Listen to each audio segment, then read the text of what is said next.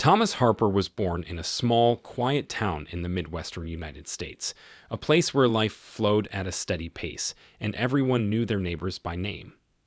The town resembled scenes from old American movies: a central square with a cafe and a movie theater, small houses with neat gardens, and wide streets where cars rarely passed. It was a place where something significant rarely happened, and the atmosphere was thought-provoking, calm, and ordinary. However, Thomas knew from an early age that his future would be far more eventful than the lives of most of his peers. His father, James Harper, was a respected mechanic in town. His shop was always full of customers, and on weekdays his father would often come home with his hands black with oil, but with a satisfied smile on his face. James believed in the power of hard work and honesty, which he tried to instill in his son.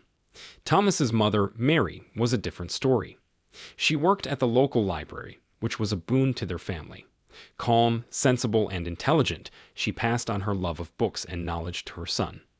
Every Saturday, little Thomas went to the library, where Mary gave him complete freedom to choose whatever books he liked. Thomas showed a special passion for detective stories. At the age of 10, he read The Adventures of Sherlock Holmes for the first time, and the book made a huge impression on him. The world of crimes, mysteries, and incredible mental abilities of detectives absorbed him completely. Thomas was interested in how Holmes solved the most complex mysteries, relying on his intuition, observation, and logic. Later, when the novels with Philip Marlowe fell into his hands, he realized that real life can be much darker and more complicated than it seems in books. However, it did not scare him. On the contrary, beckoned. Detective novels became for him not just a hobby, but a real teaching tool. He learned to solve little riddles that he invented for himself: how to find a lost object, how to find out who visited the house while no one was there. Thomas practiced watching people, their gestures and facial expressions, trying to anticipate their actions. Sometimes he amused himself by acting out scenes in his head, imagining how Holmes or Marlowe would have dealt with this or that situation. These games became the first step on the path to his future profession. Harper's school years passed without much incident, but his fascination with detectives only grew stronger. He loved the lessons of literature and history, but could not stand math. Thomas was always more of a practitioner than a theorist. He enjoyed sports, especially soccer, and although he did not become a star on the school team, he was respected for his resilience and ability to think on the fly. However, neither sports nor other school interests could distract him from his main dream of becoming a police officer. After graduation, he faced an important question: what next?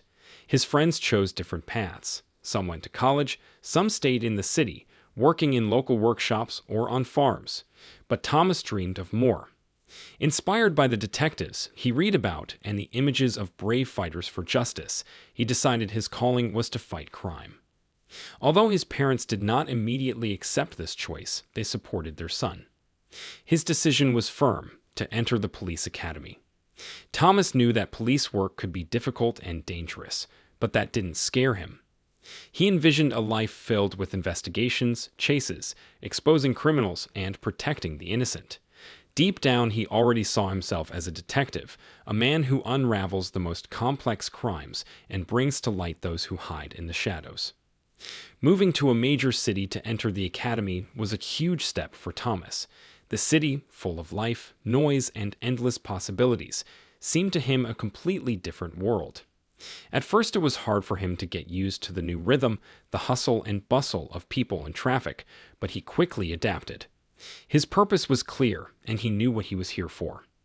The police academy was a real challenge for Harper. The daily training, studying, shooting, learning the law, it was challenging but insanely exciting.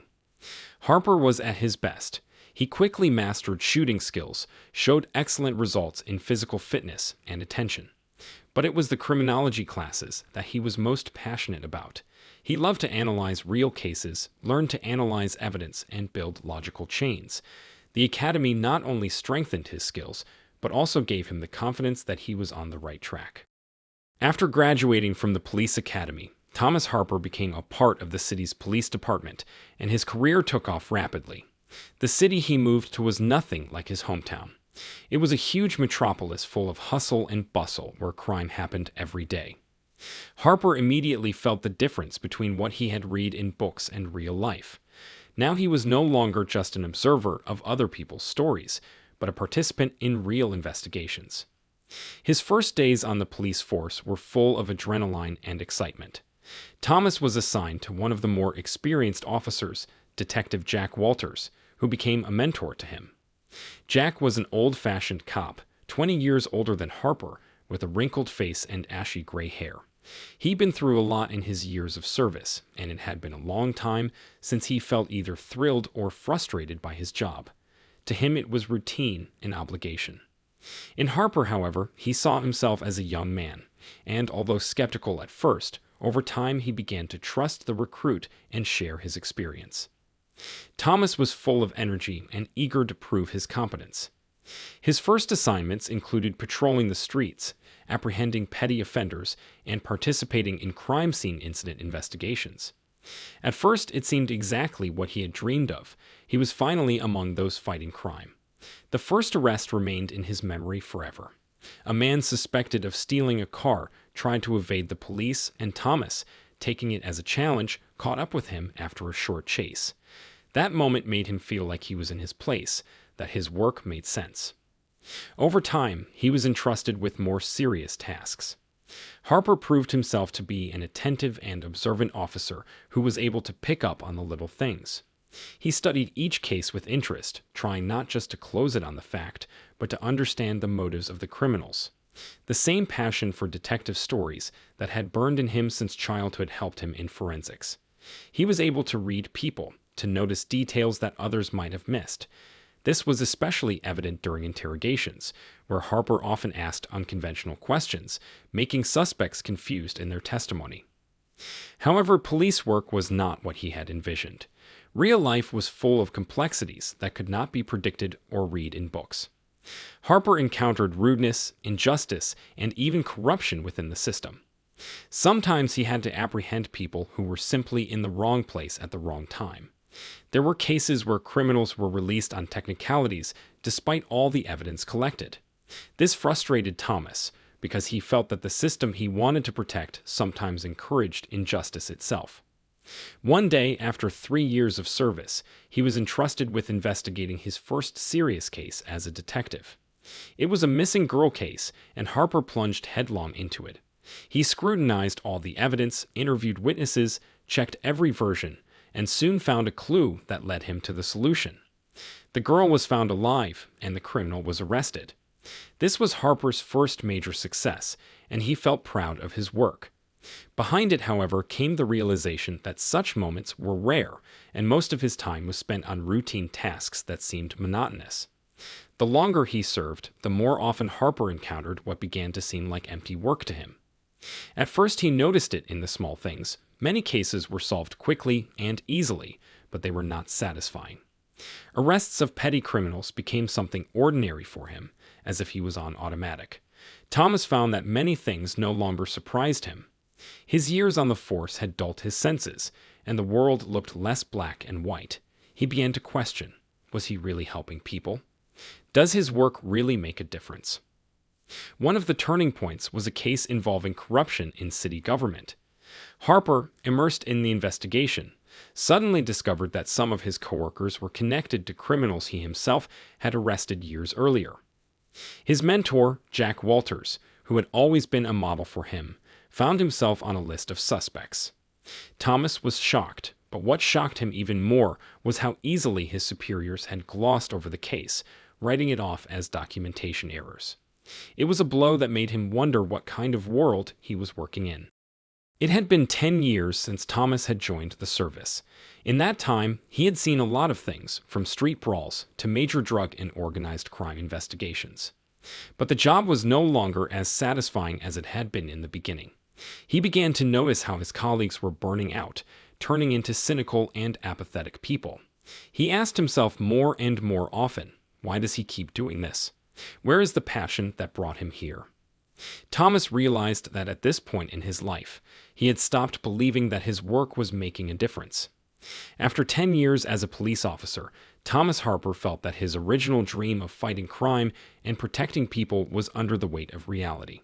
The bureaucracy, politics, and internal intrigues of the system frustrated him to the point where he began to doubt that police service was his true calling.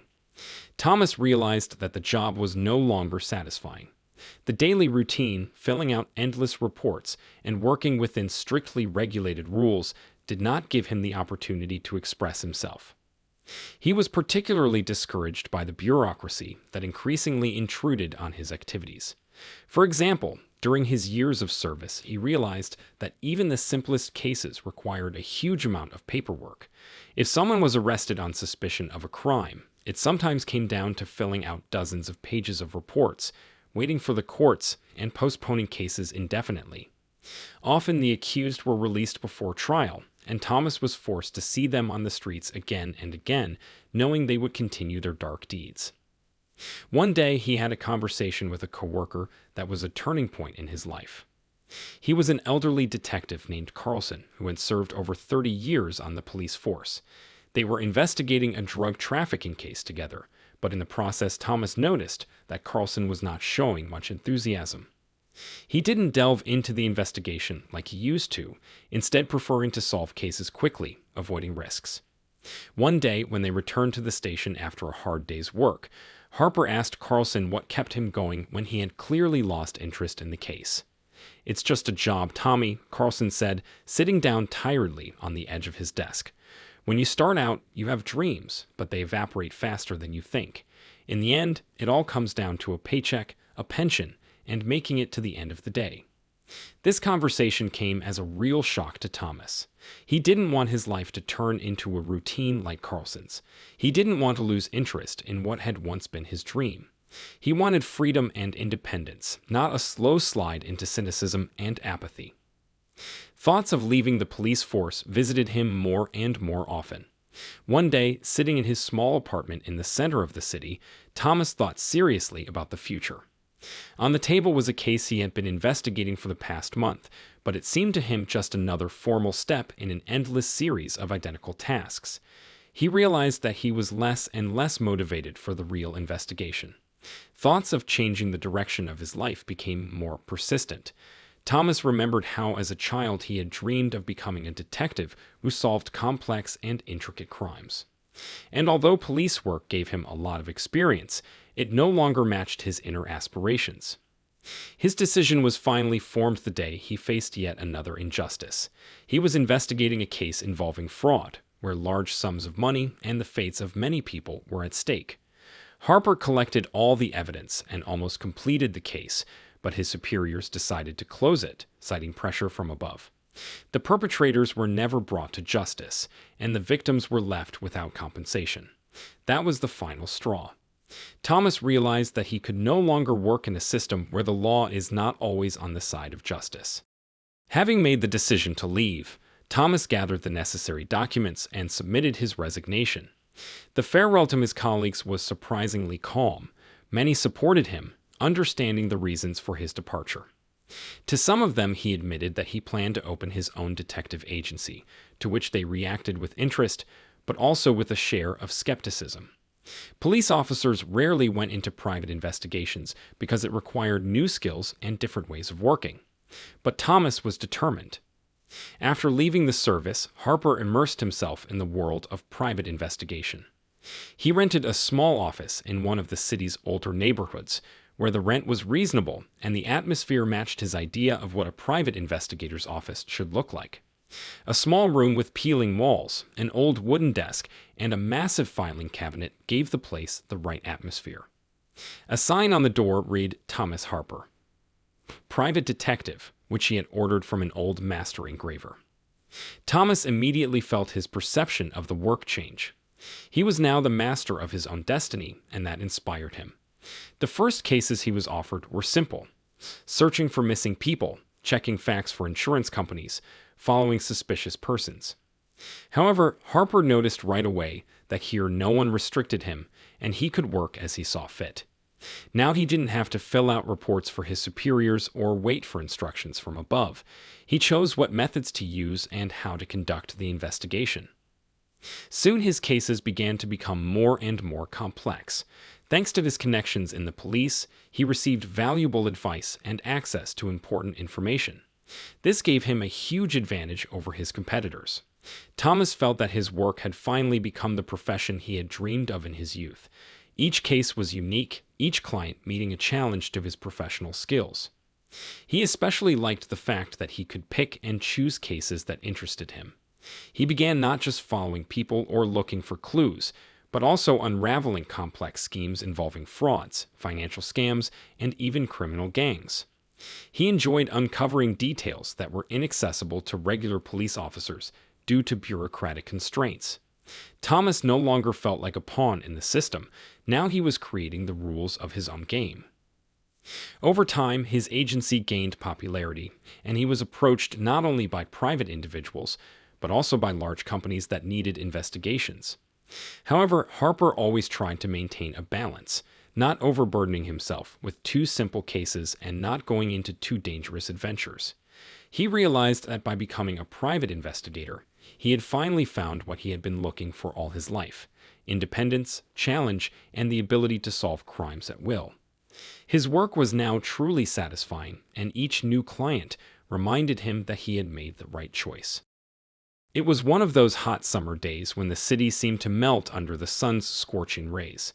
The air was thick and still, and the bustling streets were slowly dying down under the onslaught of the midday heat. Thomas Harper sat in his small office with the window open, letting in the occasional breeze that could hardly alleviate the stuffiness. He was sitting at his old wooden desk, reviewing notes on a few ongoing cases, when suddenly the doorbell rang. The familiar sound of the bell above the door announced that someone had entered. Thomas looked up and saw before him a tall, middle-aged man with an expensive watch on his wrist and a perfectly pressed suit.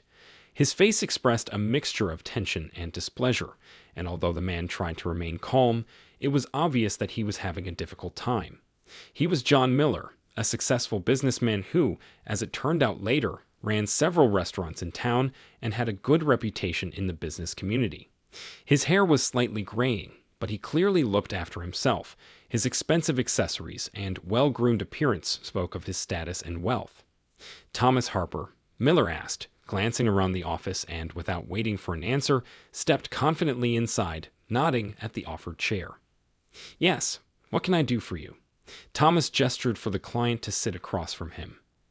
Miller sat down in the chair and put his hands on his knees and took a deep breath, as if gathering his thoughts. "I have a problem, Mr. Harper," he began, stroking his perfectly shaven jaw with his fingers. "It concerns my wife. I think she's cheating on me, but it's more than that." Harper raised an eyebrow slightly, noting that there was clearly something more behind those words.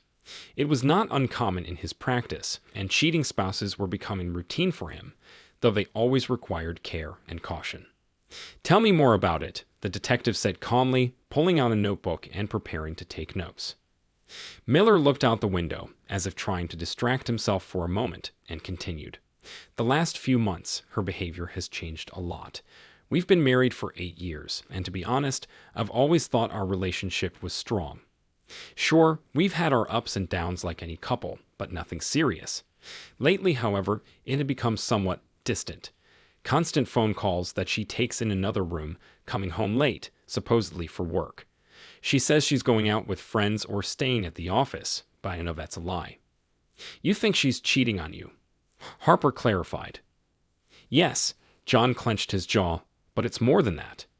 I've begun to suspect that she's up to something much more serious. I've noticed recently that she's been interested in our financial affairs, and not just out of curiosity, she's asking questions about accounts, real estate contracts, and partnership agreements. I work with lawyers, and all of a sudden she's taking a suspicious interest in all this, even though she wasn't interested in it before." Harper twiddled his pen thoughtfully.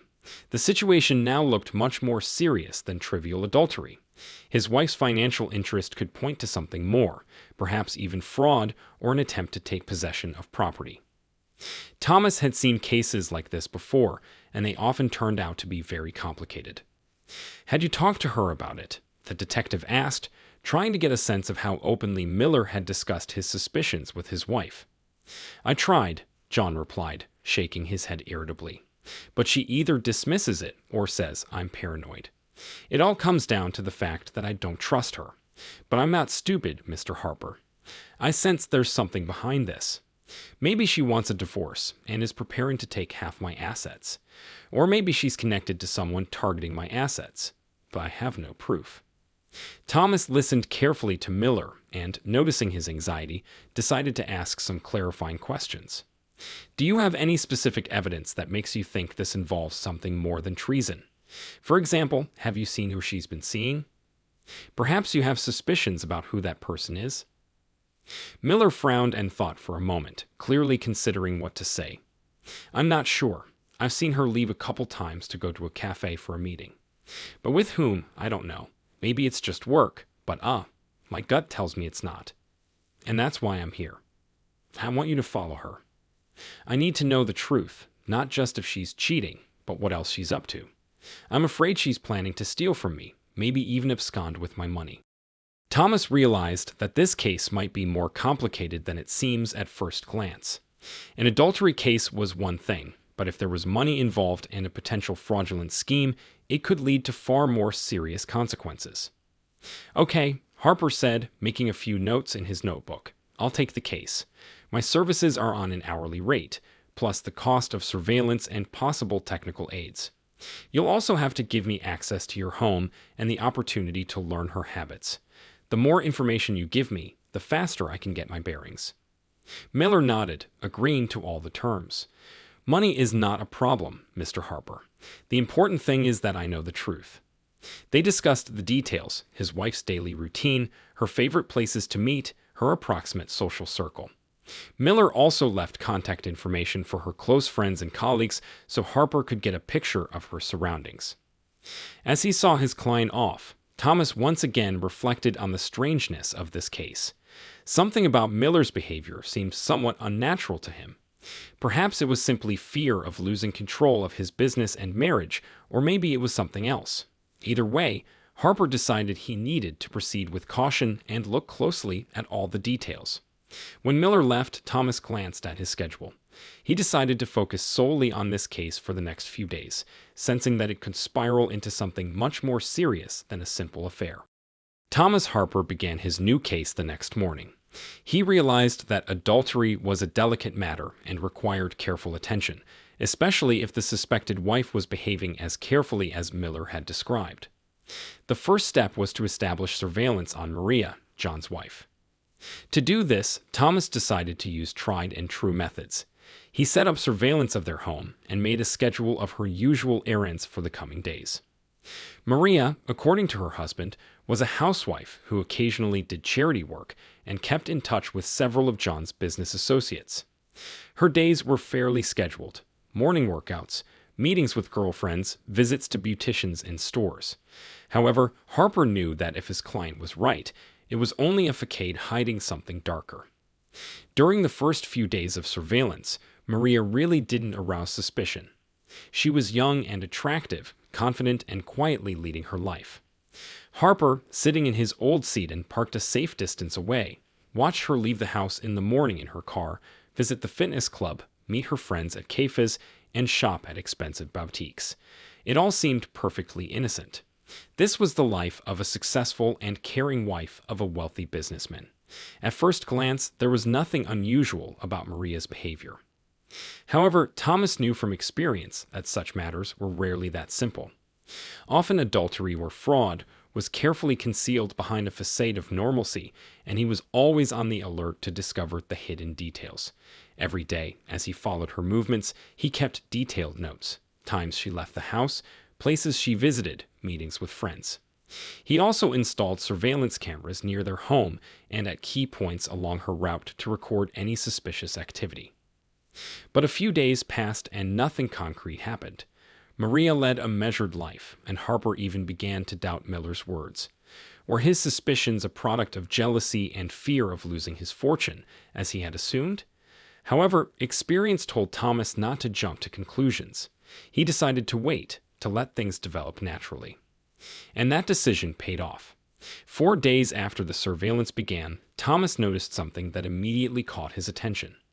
That day, Maria left the house a little later than usual, around noon, and drove to the outskirts of the city to a quiet park. This place was rarely visited by people, as it was far from the center, and only the locals knew it. She parked and got out of the car, glancing around the surrounding area as if checking to see if anyone was watching her. The cautious gesture made Thomas wary. He parked nearby and watched from a distance. Soon another car pulled up to the park, an old but well-maintained sedan.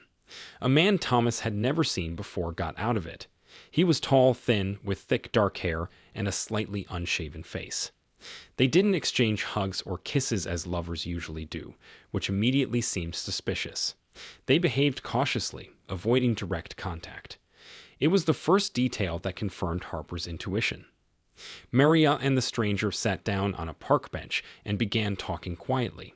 From afar, Harper couldn't hear their conversation, but his experience told him that this was no ordinary meeting of friends. Too much caution, too much checking the surrounding area, as if they didn't want anyone to notice them. Thomas took a picture of the man with his professional camera with a long lens to verify his identity later. They stayed in the park for about an hour that day, after which they separated. The man was the first to leave the meeting place, and Maria sat on the bench for a few more minutes, as if thinking about something, before walking back to her car and driving home. Thomas felt that he had stumbled upon something important. He decided to follow this man to see who he was and what role he played in Maria's life. Using his police connections, Harper began checking him through databases, but the man was not listed in the public records as someone known. That made him even more suspicious. The next day, the situation repeated itself. Maria went to meet the same man again, but in a different place. Now it was a restaurant on the outskirts of the city, where tourists rarely visited and where few people knew the regulars. The man arrived a little later, and again they met discreetly, not attracting unnecessary attention. Thomas continued to watch, becoming more and more convinced that something amiss was going on between them.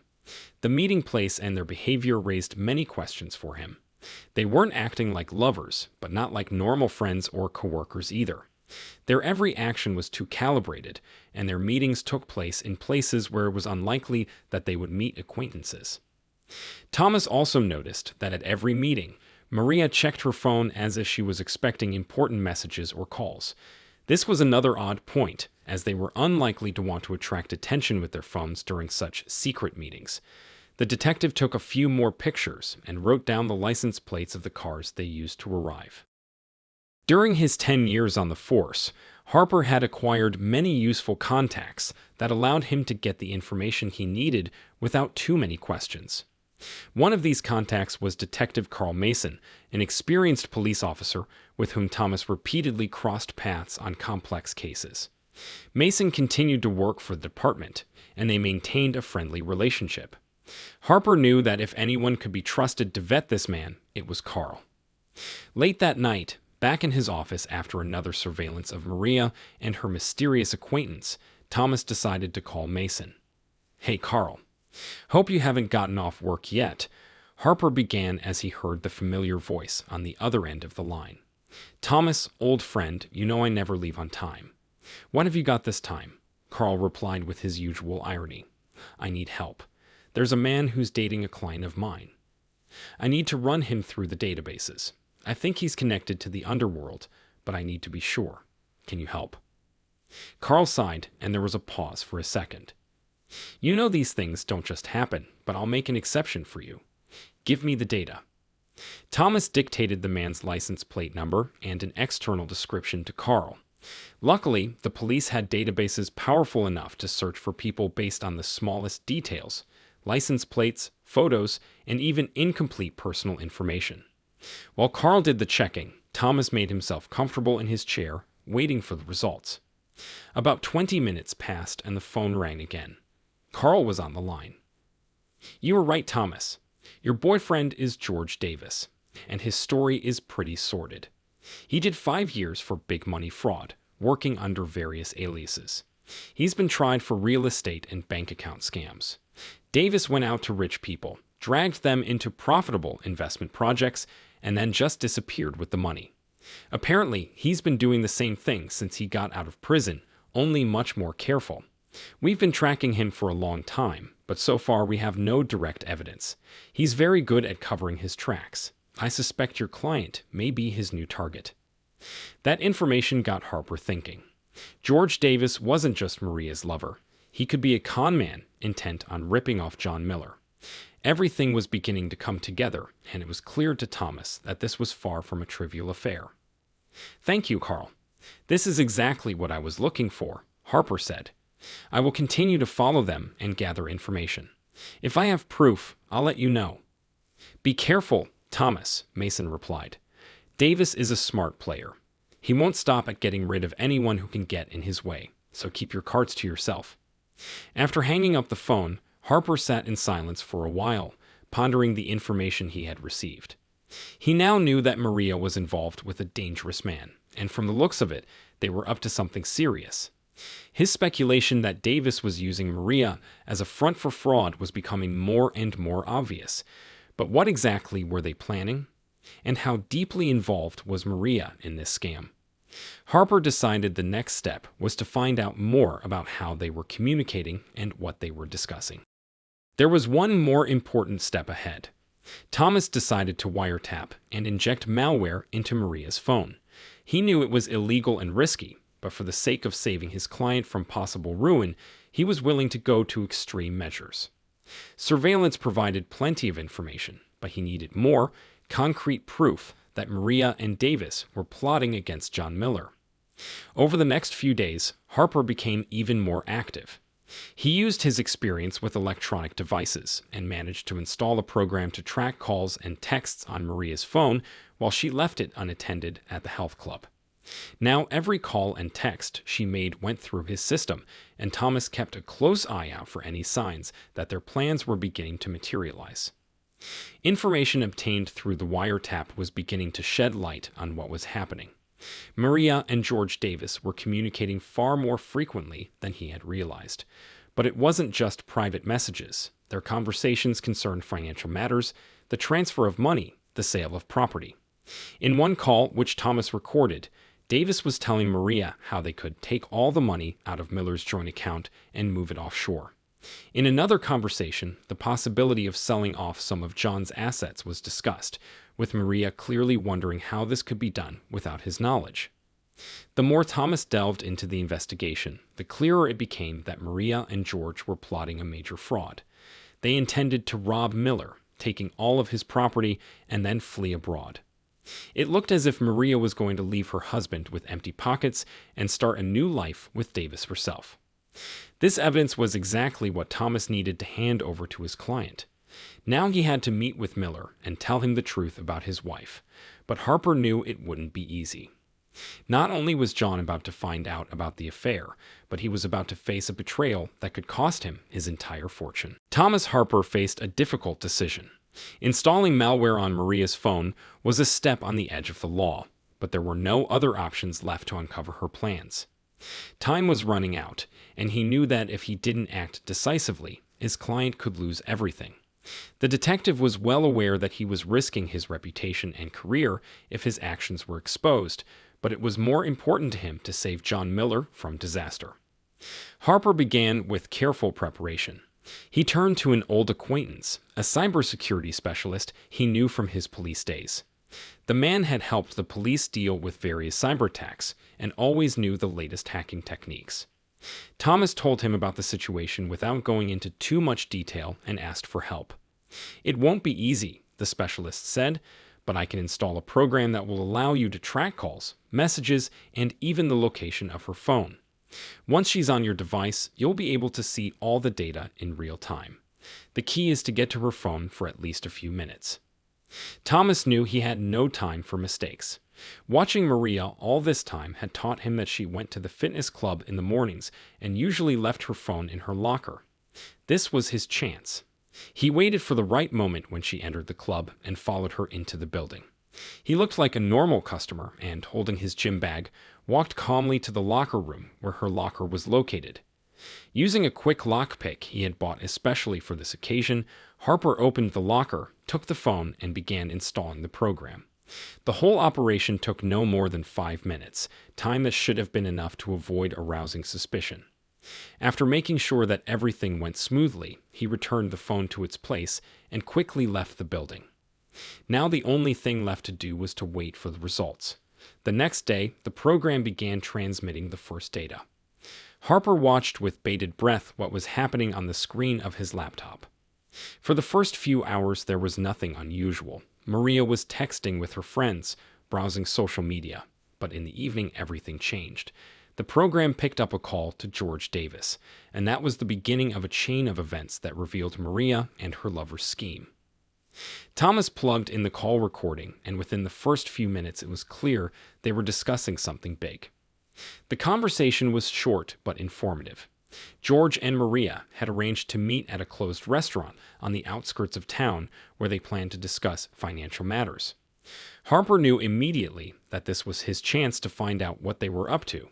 The next day, having installed a wiretap on Maria's cell phone, he began collecting all of her conversations and correspondence with George. The conversations became more explicit. In one, George explained how they would be able to move all of John Miller's assets into offshore accounts, and how they would avoid the attention of the tax authorities and the police. He talked about favorable countries, where they would be able to live while hiding from justice, and that Maria would have to convince John to sign some documents to gain access to his bank accounts and assets. This plan was carefully orchestrated, with George using his experience as a con man and Maria using her proximity to John to trick him. The main thing is to keep his attention, George admonished her in one of their conversations. He has to think you still love him, that it's just a little formality for business. We'll take everything away, and he won't even realize what's happened until it's too late. Maria answered with restraint, but it was clear that she understood the risks. Her calmness and cold calculation shocked Harper. A woman who was supposed to be devoted to her husband appeared willing to leave him with nothing for an easy life with a con man. Soon the wiretap also recorded that Maria was about to sell several properties owned by John. Harper realized they needed to act fast. With each new piece of information, the plan became clearer. Davis and Maria wanted to rob Miller and then flee abroad, leaving him in debt and ruin. Every new call, every text served as proof. Harper collected this data, organizing it into a dossier he intended to give to John Miller. He wanted to make sure the client understood the gravity of the situation. He didn't just need to tell of the betrayal, he needed to show documents and records that would prove that Maria had conspired with Davis to ruin his life. One evening, Harper received some important information. George and Maria were planning a key meeting at a bank where they were going to sign papers that would grant access to Miller's accounts. It was the culmination of their plan, the last step before they would finally withdraw the money and disappear. Now Thomas needed to warn John and strategize a course of action. The next day, Harper contacted Miller and asked him to come to the office. Thomas wouldn't reveal all the details over the phone, but said the matter needed immediate discussion. When John arrived, Harper laid out all the evidence in front of him. Call records, correspondence, bank records. Miller was stunned. It took him a few minutes to realize the depth of the betrayal he was facing. How could she? He whispered, bowing his head. How could I have been so blind? Harper understood his condition, but there was no time for emotion. Now they had to focus on how to thwart Maria and Davis' plans. John, we have time, but it's short. They're going to sign the papers tomorrow at the bank. We have to stop them before then. You have the opportunity to revoke Maria's authority to dispose of the assets and alert the bank to the fraudulent activity. Miller, though shocked, quickly pulled himself together. Together, they devised a plan of action that included immediate contact with the bank and possibly even police intervention if the situation developed critically. After Thomas Harper handed over all the evidence to John Miller, they knew they had to act quickly and precisely. Maria and George's every move had been calculated, and now with the information, Harper and Miller had to get ahead of them and catch them red-handed. The evidence they had collected, call records, messages, and financial documents, spoke for itself, but to finally expose them, they needed to catch the perpetrators in the act. Miller was desperate, but fortunately his business skills allowed him to keep his cool even in critical situations. He realized that only decisive action would help protect his fortune and prevent tragedy. Thomas proposed a plan that would not only stop Mary and George, but also ensure their arrest with irrefutable evidence. Harper and Miller decided to stage a long trip out of town for John to leave the house unattended. Miller was to supposedly go away for a few days, leaving Maria alone, which would give her the opportunity to complete her plan to steal. They knew that Maria and George were already preparing to seize this moment, to break into the house, take important documents, and gain access to Miller's bank accounts. Harper carefully considered every move. The first thing he did was install hidden surveillance cameras in the house, including in Miller's office, where all the financial documents and a computer with access to his accounts were located. The cameras were invisible to the normal eye and broadcast everything in real time to Harper's computer. The detective also arranged with the local police for assistance. He provided all the evidence he had collected, including tapes of conversations and George Davis' past crimes. The police were willing to arrest them, but only if there was clear evidence, so it was important to catch them at the time of the theft. Miller went on a fake trip, informing not only Maria, but also his entourage to make it look plausible. Before leaving, he left all the necessary documents in a prominent place in his office, as if accidentally giving access to his financial data.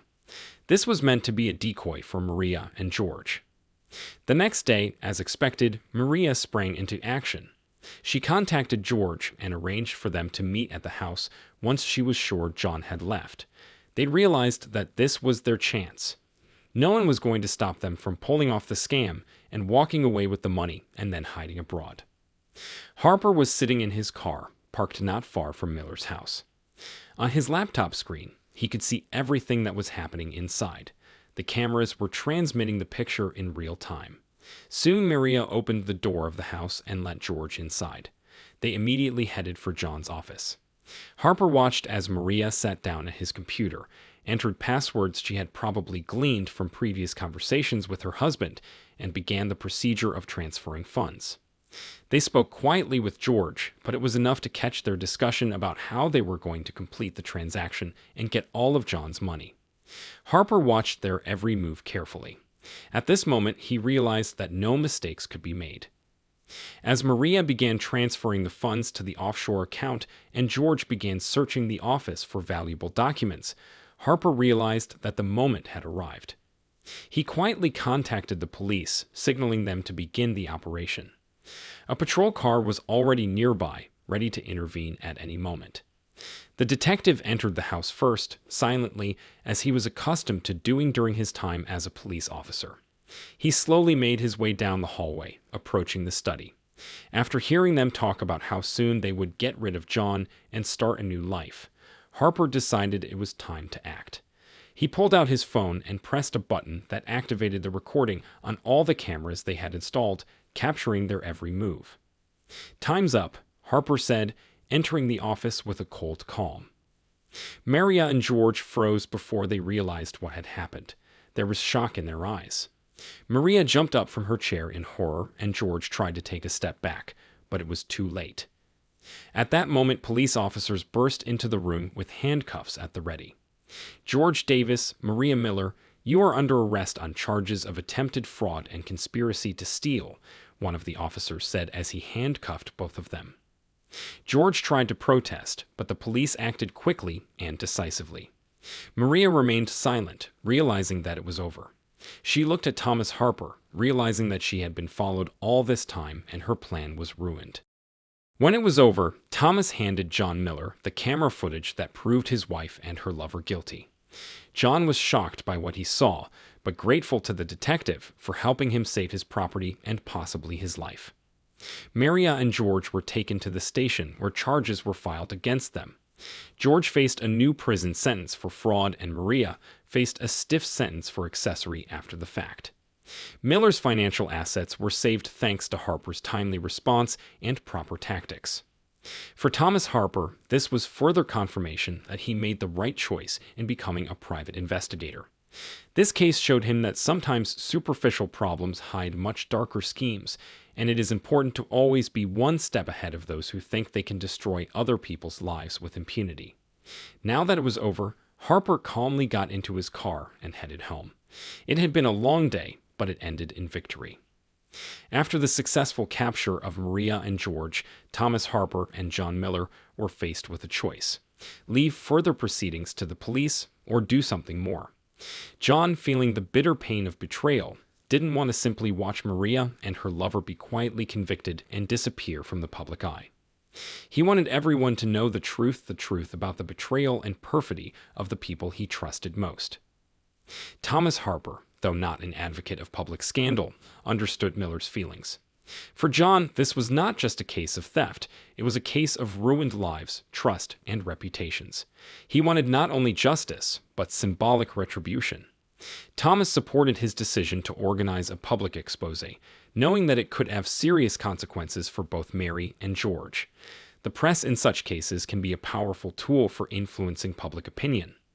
Miller began preparing for the press conference by enlisting the support of journalists and the media.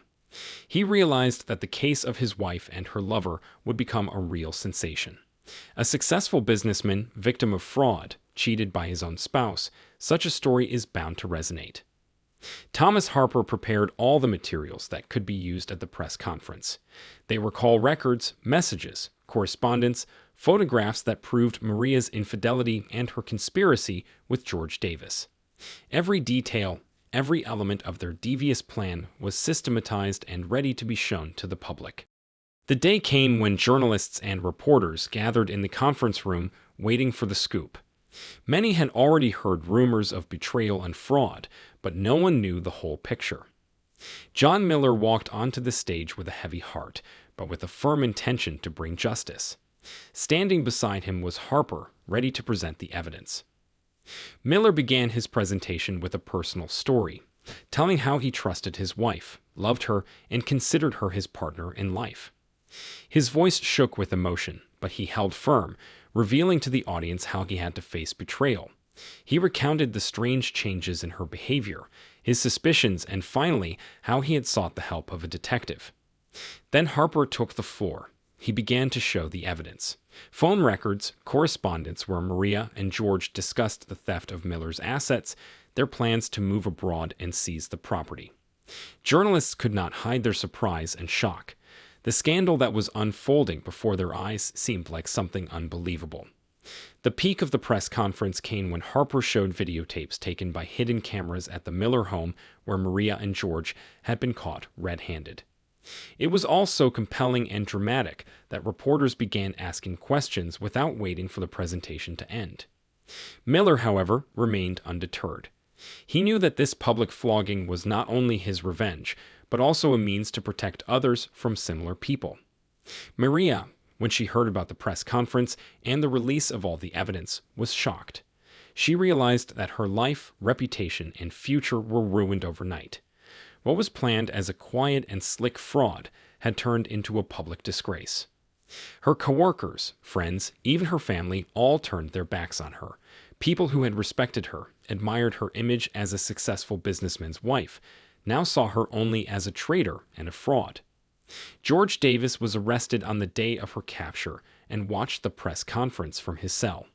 He realized that a new prison sentence awaited him, and this time he was unlikely to get out so easily. His past had already ruined his reputation, and now he was the face of a public scandal, thanks to the efforts of Miller and Harper. Maria was left with nothing. After her divorce from Miller, she was denied access to all of his assets. Miller sued her for most of the assets she would have gotten in the divorce proceedings and left her with nothing. Her reputation was ruined, not only in the eyes of her loved ones, but also in business circles, closing off any career prospects for her. Now she lived in isolation, away from her former acquaintances, trying to hide from universal condemnation. George was convicted of attempted fraud and returned to prison for a long term. His criminal record and new offenses left him no chance for a light sentence. The court handed down a harsh sentence, and Miller, who attended every hearing, felt that justice had been served.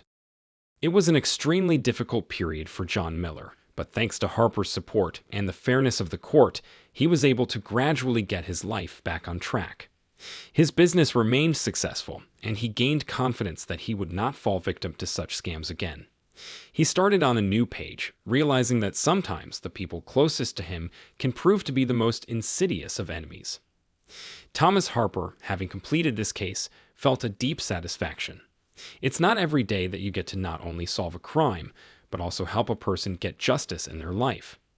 This case was an example to him of how personal pain and betrayal can be overcome through perseverance and professionalism.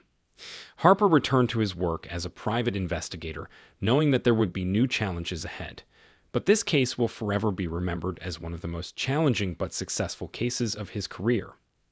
Now sitting in his office and looking at an old photograph of his family, Harper realized he had chosen the right path. A path where you could not just investigate crimes, but help people regain justice and confidence. Dear friends, thank you for watching this video till the end. If you like to listen to the best Reddit stories about relationships, stories about cheating wives, stories similar to Reddit stories, stories related to revenge for cheating, then subscribe to my channel. Have a nice day.